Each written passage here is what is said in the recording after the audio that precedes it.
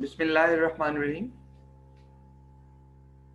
आज के लेक्चर में बेटा हम डिस्कस करने जा रहे हैं about different structure levels of DNA, that what is the primary structure of DNA, then secondary structure of DNA. ये वो चीजें हैं जो प्रीवियस सेमेस्टर्स में, प्रीवियस क्लासेस में भी आप डिस्कस कर चुके हैं।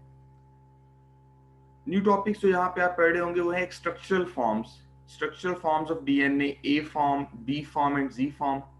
Then tertiary structure of DNA, probably हम नेक्स्ट लेक्चर में डिस्कस कर रहे होंगे। Topology as well as super coiling जिसे हम बोलते हैं डीएनए की, टोपोलॉजी ऑफ द डीएनए। और इसी लेवल को समझने के लिए हम ये जो प्रीवियस फॉर्म्स या स्ट्रक्चर्स हैं इनको डिस्कस कर रहे होंगे। और बेसिक पर्पस हमारा ये है कि जो आपका सेकंड टॉपिक है डीएनए के स्ट्रक्चर के हवाले से, सुपर क्वाइलिंग ऑफ डीएनए से कहते हैं या टोपोलॉजी ऑफ डीएनए, इसको कवर किया जा सके। So let's move to our topic. आप जानते हैं कि न्यूक्लिक एसिड्स कोई भी हो, चाहे डीएनए या RNA, they are polymers, and polymers of what? They are polymers of nucleotides, and a nucleotide is further having two components, a nucleoside and phosphoric acid. Nucleoside पे क्या चीज होती है? न्यूक्लियोसाइड में दो कंपोनेंट्स आ जाते हैं, nitrogenous base and a pentose sugar, 5 carbon sugar, जो कि आरएनए के केस में आपने क्या पढ़ा हुआ है? राइबोज। एंड डीएनए के केस में आप पढ़ चुके हो इसको डीऑक्सी राइबोज की फॉर्म में। और नेक्स्ट आपके पास ये जो नाइट्रोजनस बेसिस हैं, ये फर्दर दो टाइप्स की हैं जिनकी डिटेल अभी हम आगे शेयर करेंगे, प्यूरीन एंड पायरिमिडीन्स या पायरिमिडाइंस। Purines includes adenine, guanine, and pyrimidines or pyrimidine, cytosine, uracil and thymine. ये तो कंपोनेंट्स है ना न्यूक्लिक एसिड्स के। फिर जब हम बात करते हैं डीएनए के प्राइमरी स्ट्रक्चर्स की, तो प्राइमरी स्ट्रक्चर का मतलब ये होता है कि the sequence, number and types of nucleotides in a DNA strand. के डीएनए स्ट्रैंड के अंदर 4 टाइप्स के न्यूक्लियोटाइड्स प्रेजेंट हो सकते हैं। एडेनिन के न्यूक्लियोटाइड्स, गुआनिन जो कि डबल रिंग बेसिस हैं, नाइट्रोजनस बेसिस, इनके न्यूक्लियोटाइड्स, देन थायमीन और साइटोसिन। थायमीन और साइटोसिन आप देख सकते हैं, they are single ring bases. और किसी भी टिपिकल न्यूक्लियोटाइड में आप लोग जानते हैं ये 3 कंपोनेंट्स होते हैं। अ 5 कार्बन पेंटोज शुगर, जिसकी कार्बन नंबर 1 के साथ ग्लाइकोसिडिक बॉन्ड के थ्रू अटैच होता है यहाँ पे नाइट्रोजनस बेस। फिर कार्बन नंबर 5 के साथ अटैचमेंट होती है फास्फोरिक एसिड से डिराइव्ड फॉस्फेट ग्रुप की। तो ओवरऑल ये 3 कंपोनेंट्स मिलके एक टिपिकल न्यूक्लियोटाइड उसको कॉन्फ़िगर कर रहे होंगे।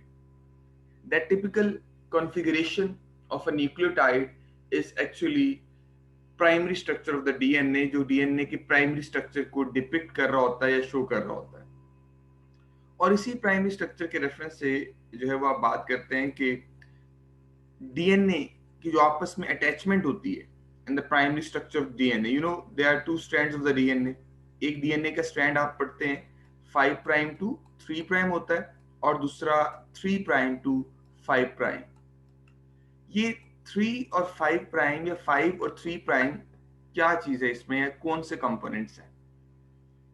अभी भी हमने बात की कि बेसिक या बुनियादी तौर पे जो कंपोनेंट्स डीएनए के अंदर प्राइमरी स्ट्रक्चर में मौजूद है, यह है पेंटोज शुगर।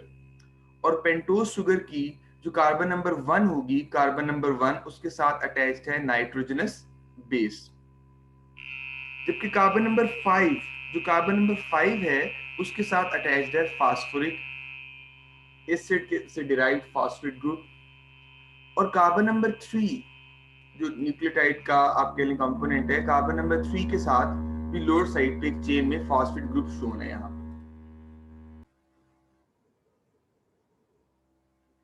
सो एक टिपिकल न्यूक्लियोटाइड में आपने इसके 5 प्राइम और 3 प्राइम एंड की बात करनी होती है। ये देखिए कार्बन नंबर 1, 2, 3, 4 और 5। कार्बन नंबर 1 भी इंटरेक्ट कर रहा होता है नाइट्रोजनस बेस के साथ। कार्बन नंबर 5 एक pentose sugar, deoxyribose sugar in case of DNA, वो भी इंटरेक्ट कर रहा है। बट कार्बन नंबर 2 और कार्बन नंबर 3 ये इंटरेक्टिव फॉर्म में नहीं है। कार्बन नंबर 2 में तो आपको पता है कि डीएनए के केस में हाइड्रोक्सिल की बजाय यहाँ पे सिर्फ हाइड्रोजन होता है। वो फर्दर फास्फोडाइस्टर लिंकेज फॉर्मेशन में या फर्दर बॉन्ड फॉर्मेशन में इजीली पार्टिसिपेट नहीं कर रहा होता। बट कार्बन नंबर 3 इसके एंड पे मौजूद होता है हाइड्रोक्सिल। अब एक नंबरिंग आपको नाइट्रोजनस बेस में भी नजर आ रही है 1 2 3 से लेकर 9 तक, और एक नंबरिंग आपको शुगर के अंदर भी नजर आ रही है 1 से लेकर ये 5 तक। To differentiate the numbering of nitrogenous base and pentose sugar, जो पेंटोज शुगर की नंबरिंग होती है इसके ऊपर हम प्राइम जो है उसकी सिंबल अटैच करते हैं, और ये प्राइम ही शो फिर कर रहा होता है कि डीएनए का कौन सा एंड फ्री है। अगर हम डीएनए के 5 प्राइम एंड की बात कर रहे हैं ना, तो उसका मतलब ये होगा कि 5 प्राइम एंड उसका उस साइड पे फ्री है, 5 प्राइम वाली कार्बन। और अगर हम 3 प्राइम लिख रहे हैं किसी साइड पे, तो इसका मतलब ये होगा कि उसकी 3 प्राइम एंड वाली कार्बन उस साइड पे, उस एंड पे फ्री है फिर। और इसी चीज को आप एक चेन के अंदर डीएनए के प्राइमरी स्ट्रक्चर में भी नोट कर सकते हैं। ये स्ट्रक्चर जो आप यहाँ पे देख रहे हैं कि 5 प्राइम कार्बन, उसका फॉस्फेट फ्री एंड पे नजर आ रहा है, और फिर 3 प्राइम एंड पे हाइड्रोक्सिल ग्रुप जो है वो नजर आ रहा होता है। और जो डीएनए के ऊपर नेगेटिव चार्ज है, that negative charge of DNA is due to presence of phosphate group. इस फॉस्फेट ग्रुप की वजह से डीएनए के ऊपर नेगेटिव चार्ज है। That's the primary structure of DNA. और अगर हम सेकेंडरी स्ट्रक्चर की बात करते हैं डीएनए के, जो फर्दर आप कह लें कि डीएनए के हेलिक्स फॉर्मेशन में जिसका रोल है, तो वहां पे आप जानते हैं कि डीएनए के डबल हेलिकल स्ट्रक्चर में नाइट्रोजनस बेसिस की आपस में एक दूसरे के साथ पेयरिंग होती है, अटैचमेंट होती है ड्यू टू हाइड्रोजन बॉन्ड्स। और उस हाइड्रोजन बॉन्ड्स में आप लोग समझते हैं adenine is paired with thymine with the formation of 2 hydrogen bonds, और साइटोसिन अटैच्ड होती है गुआनिन के साथ by the formation of 3 hydrogen bonds. और इस हाइड्रोजन बॉन्ड में हमेशा एक साइड पे लाजमी तौर पे जाहिर है हाइड्रोजन बॉन्ड में एक हाइड्रोजन होगी, और दूसरी तरफ मोर इलेक्ट्रोनेगेटिव एटम, कोई ऑक्सीजन या फिर नाइट्रोजन, वो इन्वॉल्व हो सकती है। गुआनिन और साइटोसिन में 3 हाइड्रोजन बॉन्ड इसलिए बिल्ट हो रहे हैं क्योंकि इनका स्ट्रक्चरल कॉन्फ़िगरेशन आप देख सकते हैं इस तरह की है, इट अलोज 3 हाइड्रोजन बॉन्ड्स। और एडेनिन थायमिन में यूजुअली 2 हाइड्रोजन बॉन्ड्स बिल्ट होते हैं। अगर आप प्राइमरी स्ट्रक्चर में बात करें कि भाई हमेशा ऐसा ही क्यों होता है, एट जीसी बेस पेयरिंग ही क्यों होती है कि एडेनिन थायमिन के साथ और गुआनिन साइटोसिन के साथ ही पेयरिंग क्यों बनाता है, ये पेयरिंग डिफरेंट इसके अलावा क्यों नहीं हो सकती? ये stable base pairs guanine adenine के साथ या साइटोसिन थायमिन के साथ क्यों नहीं बनाता? हमेशा एट जीसी बेस पेयरिंग ही क्यों होती है?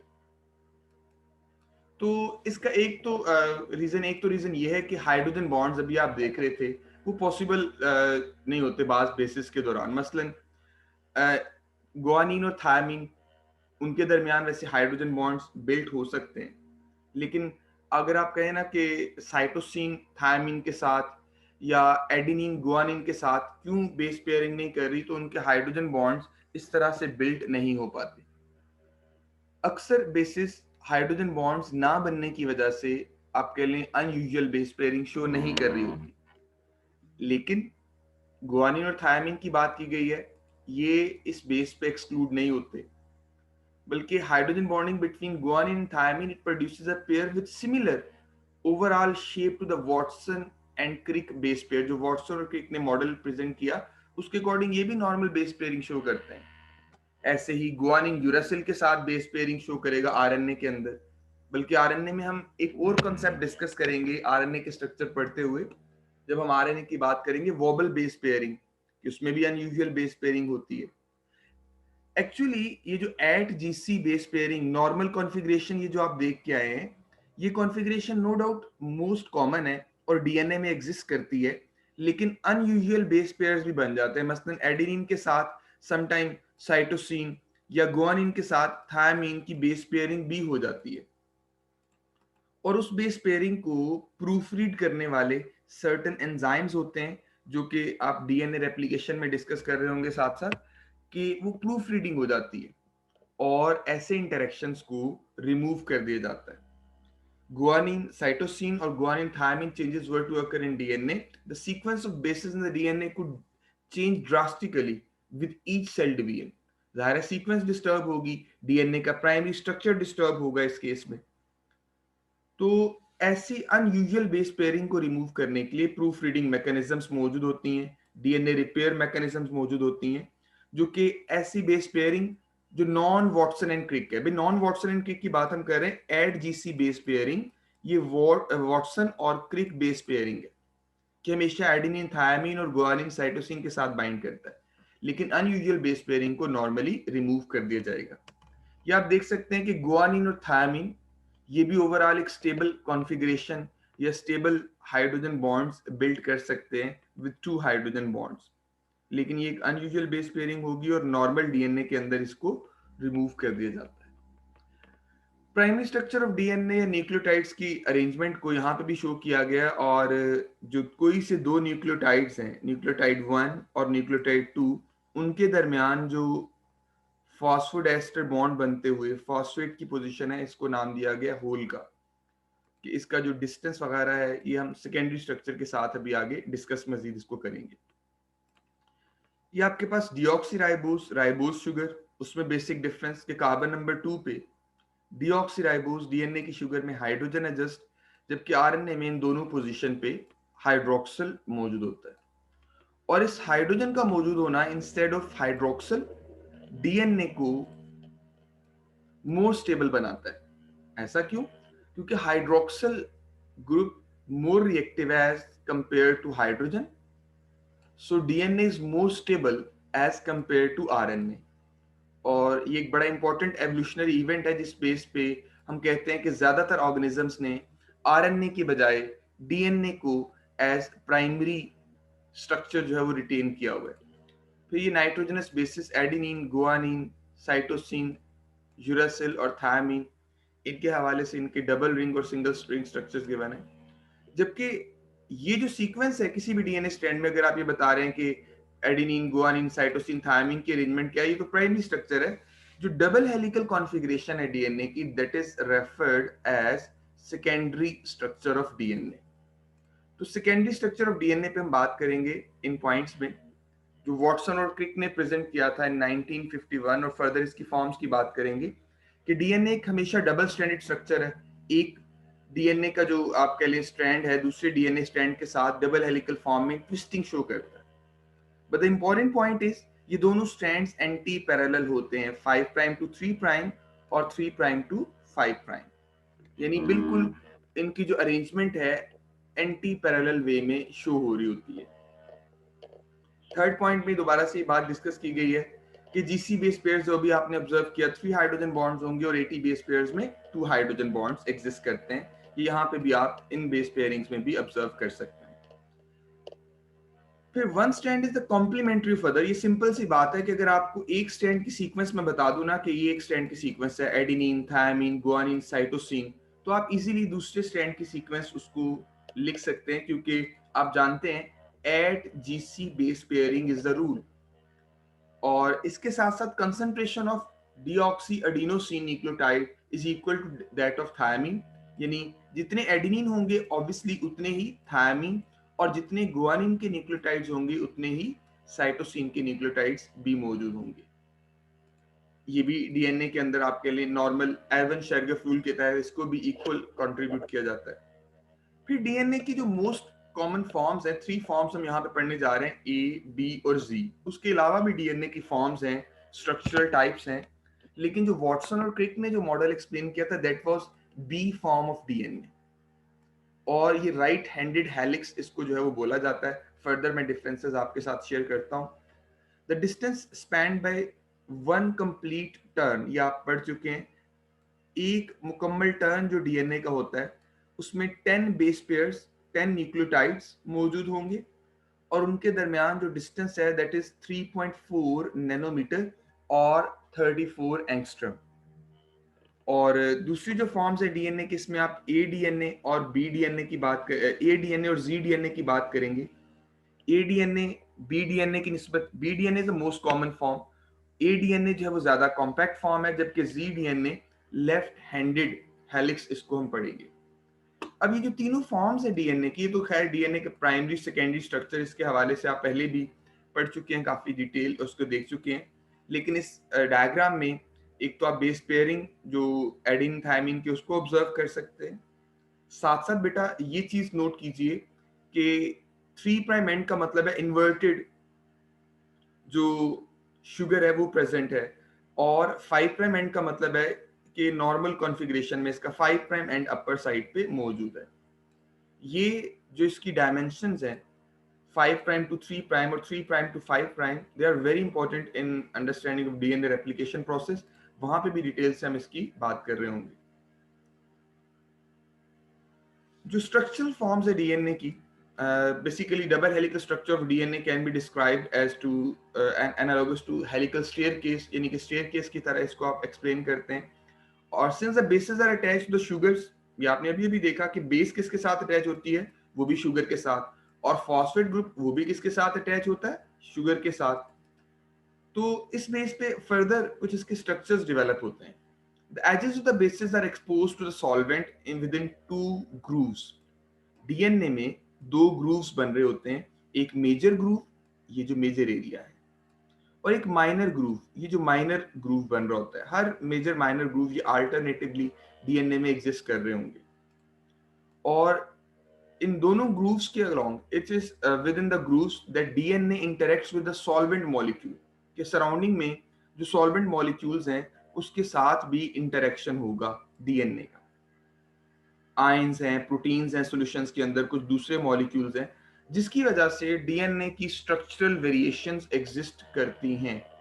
वो स्ट्रक्चरल वेरिएशंस क्या हैं? There are 3 major structural variations. DNA की ए फॉर्म है, बी फॉर्म है एंड जी फॉर्म है। और ए फॉर्म को हम right handed short and broad जो है वो कॉन्फ़िगरेशन कह रहे हैं। ये ए फॉर्म है डीएनए की, इसके अंदर 11 बेस पेयर्स पर टर्न मौजूद होंगे। बी फॉर्म जो कि वॉटसन और क्रिक ने एक्सप्लेन की, that is right handed, longer और थिनर है, ये आप देख सकते हैं, और इसमें 10 बेस पेयर्स पर टर्न मौजूद हैं। जबकि एक है जी फॉर्म। जी फॉर्म लेफ्ट हैंडेड है, लॉन्गेस्ट है, थिनेस्ट है, एंड 3.8 जो है वो एंगस्ट्रम इसका जो डिस्टेंस है, जबकि 12 बेस पेयर्स पर टर्न इसमें जो है वो मौजूद होंगे। फर्दर इनकी जो डिफरेंसेस है उसको वन बाय वन हम डिस्कस कर लेते हैं। लाइक बी डीएनए जो मोस्ट कॉमन फॉर्म है हाइड्रेटेड, फुली हाइड्रेटेड फॉर्म में सेल्स के अंदर, दैट इज बी डीएनए। और there is about 6 degree tilt of the bases to the helix axis. जो हेलिक्स का एक्सिस है उसके साथ बेसिस का जो टिल्ट है, वेरिएशन है, वो 6 डिग्री पे मौजूद है तकरीबन। और इस कॉन्फ़िगरेशन के हवाले से आप जनरली जो बातें डीएनए से रिलेटेड करते हैं वो इसी कॉन्फ़िगरेशन से रिलेटेड पढ़ रहे होते हैं कि इसका डायमीटर कॉन्स्टेंटली 2 नैनोमीटर या 20 एंगस्ट्रम है, और 10 बेस पेयर्स हर हेलिकल टर्न के अंदर मौजूद होंगे, जिसका डिस्टेंस 3.4 या 3.6 यहाँ पे उन्होंने लिखा, 3.4 नैनोमीटर जो आपने पढ़ा हुआ है डिस्टेंस होता है, और 36 degree of twist along the helix for each base pair, कि 36 डिग्री पे जो है वो टर्न उसका मौजूद होगा। मेजर ग्रूव इसका काफी वाइड होगा, जबकि माइनर ग्रूव आप देख सकते हैं वो नैरो होते हैं।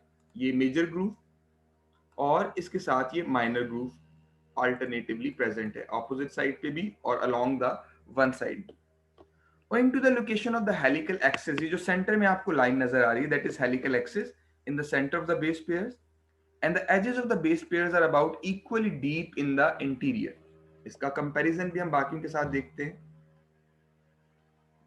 अगर बी डीएनए की फॉर्म को, ये जो मोस्ट कॉमन फॉर्म है डीएनए की, बी डीएनए की फॉर्म, इसको हम डिहाइड्रेट कर दें, इसमें से वाटर रिमूव हो जाए, तो रिवर्सिबल स्ट्रक्चरल चेंज आएगी और वो ए डीएनए बनेगा, ए डीएनए की फॉर्म एग्जिस्ट करेगी। और इसमें जो बेसिस हैं उनका टिल्ट उन्होंने बताया 20 डिग्री तक है with respect to the helical axis और central axis, which does not pass through the base pairs at all but rather is shifted into the major groove। कि इसमें जो है वो मेजर ग्रूव में ज्यादातर बेसिस जो है वो शिफ्ट हो जाती हैं। ये अनयूजुअल उसकी जो फॉर्म है। The result structure with a narrow and deep major groove and a wide and shallow minor groove. ये माइनर और ये मेजर ग्रूव जो है वो साथ एग्जिस्ट कर रहे हैं। जबकि इसमें एक टर्न के अंदर फिर कितनी बेस पेयर्स एडजस्ट हो जाती हैं, 11.6 बेस पेयर्स, और डायमीटर 20 नैनोमीटर की बजाय, सॉरी 20 एंगस्ट्रम की बजाय 26 एंगस्ट्रम हो जाता है, यानी 2.6 नैनोमीटर इस केस में। और when looking at the ADNA end on, there is a 6 angstrom diameter hole at the helical axis। जरा देखिएगा, ये है आपके पास ए फॉर्म डीएनए, इसमें होल जो सेंटर के अंदर मौजूद है अपर साइड से अगर देखें तो वो ग्रेटर हो जाता है क्योंकि बेसिस साइड पे पुश हो जाएंगे इस केस में। जबकि बी डीएनए में सच यहाँ पे दरमियान में होल मौजूद नहीं है क्योंकि नाइट्रोजनस बेसिस बिल्कुल सेंटर में अरेंज्ड है मोस्ट कॉमन फॉर्म में। थर्ड फॉर्म है Z DNA. Unlike B and A DNA, Z DNA is left handed helix. ये ए और बी फॉर्म्स, इनको राइट हैंडेड हेलिक्स बोला जाता है, जबकि जी फॉर्म को हम लेफ्ट हैंडेड हेलिक्स का नाम देंगे। इसका टिल्ट 7 डिग्री से सेंट्रल एक्सिस के साथ, और डायमीटर इसका 1.8 नैनोमीटर या 18 एंगस्ट्रम है। जबकि ए फॉर्म का आपने पढ़ा 26 एंगस्ट्रम और बी फॉर्म का पढ़ा 20 एंगस्ट्रम। 12 बेस पेयर्स इसमें पर हेलिकल टर्न होंगे, और सीक्वेंस जो है वो alternating purine and pyrimidine bases have been shown to adapt this configuration, such sequence includes poly D guanosine cytosine and poly D adenine cytosine, as well as polymer of deoxyguanosine and thiamine base pairing। ये variable combination इसमें exist करते हैं, और ये unusual base pairing exist कब करती है, it is formed at higher salt concentration. अगर सॉल्ट कंसंट्रेशन हायर हो तो उस एनवायरनमेंट के अंदर ये कॉन्फ़िगरेशन बनती है, such as in the presence of manganese, cobalt, या सुपर क्वाइल डीएनए जो आप टर्शियरी स्ट्रक्चर में डिस्कस करेंगे उसके हवाले से। और ये कन्फर्मेशनल चेंज जो B DNA to Z DNA आती है, is one mechanism for the relief of torsional strain. जो डीएनए का टॉर्शनल स्ट्रेन है उसको रिलीव करने के दौरान, और in end may serve as a switch mechanism to regulate gene expression. क्यों हो सकता है डीएनए ये मैकेनिज्म या ये शेप इसलिए अडेप्ट करता है कि वो एक्सप्रेशन के दौरान जब अनकॉइल होता है तो उसमें ये कॉन्फ़िगरेशन ऑब्टेन होगी। ये तीनों बेस पेयर जो स्ट्रक्चरल फॉर्म्स हैं, ए डीएनए, बी डीएनए और जी डीएनए, उसका जो है वो आपके पास डिफरेंस है। हेलिकल स्ट्रैंड ए और बी आपने पढ़ा राइट हैंडेड है, जबकि जी फॉर्म लेफ्ट हैंडेड है। डायमीटर हम डिस्कस कर चुके। राइज पर टर्न ऑफ द हेलिक्स, पर टर्न ऑफ द हेलिक्स में उसमें कितना राइज है, 28 डिग्री, 36 डिग्री और उधर 44 डिग्री, 44 एंगस्ट्रम। और बेस पेयर्स पर हेलिकल टर्न ये 11, 10 और 12। जो 10 बेस पेयर्स वाली कॉन्फ़िगरेशन है ये आप पहले पढ़ चुके हैं। हेलिक्स राइज पर बेस पेयर कि कितने पर बेस पेयर्स में कितने जो आप कह लें हेलिक्स राइज आ रहा है या कितने एंगस्ट्रम का डिस्टेंस है, वो आप देख सकते हैं। बेस टिल्ट जो है वो नॉर्मल 6 डिग्री है, जबकि 7 डिग्री जी फॉर्म में और 20 ए फॉर्म में। ग्लाइकोसाइल बॉन्ड फॉर्मेशन, एंटी एंटी और सिन। ये ग्लाइकोसाइल बॉन्ड फॉर्मेशन क्या चीज है, दरअसल आप देख सकते हैं जो शुगर और नाइट्रोजनस बेस में जो बॉन्ड बनता है इसको ग्लाइकोसिडिक बॉन्ड कहते हैं, और ग्लाइकोसिडिक बॉन्ड ये दो तरह से एग्जिस्ट करता है। अब ये अटैचमेंट हो सकती है कार्बन नंबर 1 और कार्बन नंबर 9 की, या कुछ जो है वो कार्बन नंबर 1 और नाइट्रोजनस बेस की जो फर्स्ट नाइट्रोजन है उसके साथ भी समटाइम ये अटैचमेंट होती है सिंगल रिंग बेसिस में। ये एंटी और सिन, इसकी अरेंजमेंट आप देख सकते हैं। अगर 5 कार्बन शुगर और ये जो 5 का जो पेंटागोनल एंड और हेक्सागोनल एंड इस तरह से अरेंज है कि हेक्सागोनल आउटवर्ड है तो इसे एंटी अरेंजमेंट कहते हैं, और अगर हेक्सागोनल एंड इनर साइड पे अरेंज है तो इसे सिन अरेंजमेंट कहते हैं। ये कॉन्फ़िगरेशन की बात की गई है कि एंटी एग्जिस्ट करती है इसमें या सिन, तो ज्यादातर एंटी अरेंजमेंट एग्जिस्ट कर रही है कॉमन डीएनए में, यानी ये कॉन्फ़िगरेशन मोर कॉमन है ताकि फ्रंटल बेसिस के साथ बेस पेयरिंग शो की जा सके। So that was all about a DNA, B DNA और जी डीएनए। ये भी उसी का कंपैरिजन है एक डिफरेंट का। डीएनए की इसके अलावा भी कुछ फॉर्म्स जो है वो क्रिस्टलाइज की जा चुकी है, मसलन बी प्राइम है, सी प्राइम है, सी डबल प्राइम है, डी और ई है, लेकिन वो रेयर है। एक टी फॉर्म भी जो है वो एग्जिस्ट की गई है। लेकिन ये सारे के सारे राइट हैंडेड स्ट्रक्चर्स हैं and occur under unique conditions. For example C DNA form in the presence of lithium salt and low humidity, वो स्पेसिफिक कंडीशंस के अंदर आइसोलेट होते हैं, बट सेल्स के अंदर ये कॉमन कॉन्फ़िगरेशन जो एग्जिस्ट करती हैं उसमें मोस्ट कॉमन है हमारे पास बी डीएनए फॉर्म या Watson crack form. So that was all about primary and secondary structure. In next lecture, we will be discussing about supercoiling of the DNA और tertiary structure of the DNA, जिसको हम topology of DNA के reference से discuss करेंगे. Thank you for listening.